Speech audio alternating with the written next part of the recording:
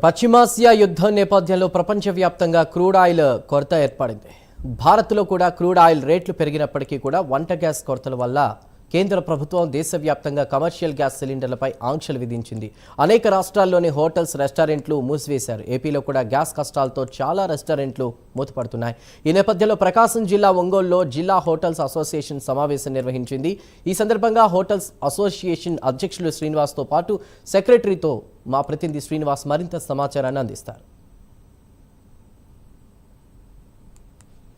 పశ్చిమాసియా దేశాల్లో యుద్ధం కారణంగా అనేక గ్యాస్ కొరతలు అలాగే క్రూడ్ ఆయిల్ కొరతలు ఏర్పడటంతో ప్రపంచవ్యాప్తంగా అనేక ఇబ్బందులు గురవుతున్నారు. దానిలో భాగంగానే దేశంలో కూడా భారతదేశంలో కూడా ఎలాంటి ఇబ్బందులు ఎదుర్కొంటున్న పరిస్థితుల్లో కేంద్ర ప్రభుత్వం గ్యాస్పై ఆంక్షలు విధించడం జరిగింది. దీనివల్ల అనేక హోటళ్ళు కానీ అలాగే చిన్న చిన్న బడ్డీ బంకులు కానీ ఎక్కడ పడితే అక్కడ ఈ గ్యాస్ వల్ల ఇబ్బందులు అనేది ఎదుర్కోవడంతో నేడు ఈరోజు ప్రకాశం జిల్లా ఒంగోలులో హోటల్ అసోసియేషన్ తరపున మీటింగ్ పెట్టుకోవడం జరిగింది. దీనిపై అసోసియేషన్ అధ్యక్షులు శ్రీనివాస్ గారు ఉన్నారు. ఆయన అడిగి తెలుసుకుందాం. చెప్పండి, ఇప్పుడు ఇలాంటి ఇబ్బందులు అనేది ఎదుర్కోవటానికి ఎలా సిద్ధపడుతున్నారు?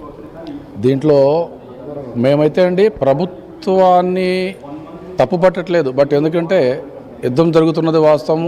యుద్ధం మూలాన మరి గ్యాస్ కానీ ఆయిల్స్ కానీ ఆగిపోతున్నమాట వాస్తవం. కానీ ఎమర్జెన్సీగా ప్రభుత్వం ఇప్పుడు ఏముంటుంది, హాస్పిటల్స్, స్కూల్స్ అలాంటి వాటికి సప్లై చేయండి, హోటల్స్కి బంద్ చేయండి అని చెప్తుంది కమర్షియల్ సిలిండర్ని. కానీ హోటల్స్ని బంద్ చేస్తే భోజనం ఎలా అనేది ఒకసారి ప్రభుత్వం కూడా ఆలోచించాలనేది మా ఉద్దేశం అండి.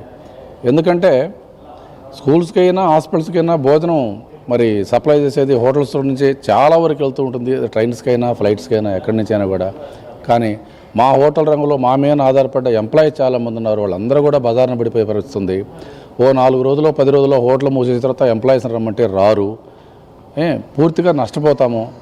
కనుక ప్రభుత్వము మా రంగాన్ని కూడాను ప్రాధాన్యత రంగంగా గుర్తించి మాకు ఇప్పుడు ఇస్తున్న గ్యాస్లో కనీసం 50% అయినా సప్లై చేస్తే మేము ఈ గండం నుంచి గట్టెక్కుతామని మీ ద్వారా ప్రభుత్వానికి విజ్ఞప్తి చేస్తున్నామండి.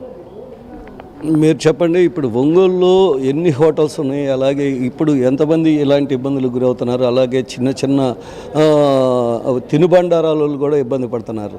ఇలాంటి పరిస్థితుల్లో మీరేం చెప్తారు? ఒకటండి, ఒంగోలులో మెయిన్ హోటల్స్ 100 ఉన్నాయండి. మెయిన్ హోటల్స్, రెస్టారెంట్ కానీ చిన్న చిన్న హోటల్స్ చాలా ఉన్నాయి, లెక్కల్లో చెప్పలేము అవి మనము. కాబట్టి 100 హోటల్స్కి అనేది కూడా మెయిన్ మ్యాండటరీ గ్యాస్.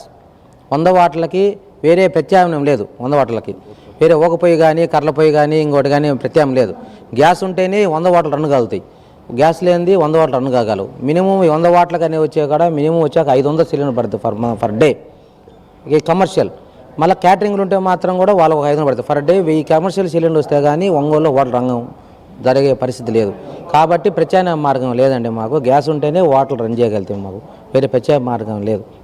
ప్రస్తుతం ఒంగోలులో ఈ మీటింగ్లో వాళ్ళు హోటల్ అసోసియేషన్ మీటింగ్ పెట్టుకొని వాళ్ళు ప్రభుత్వాన్ని ఈ సంబంధించి ఇక్కడ సిలిండర్ కొరతల వల్ల అనేక మంది చాలా ఇబ్బందులు పడే పరిస్థితులు ఉంటుంది. వచ్చే కస్టమర్లు కానీ అలాగే హోటల్ మేనేజ్మెంట్ చేయాలన్నా కూడా కొంతమంది దీనికి సంబంధించి దాంట్లో పనిచేసే వాళ్ళు కానీ అలాగే హోటల్స్ కానీ మెయింటెనెన్స్ ఛార్జెస్ అధికంగా అవుతాయి.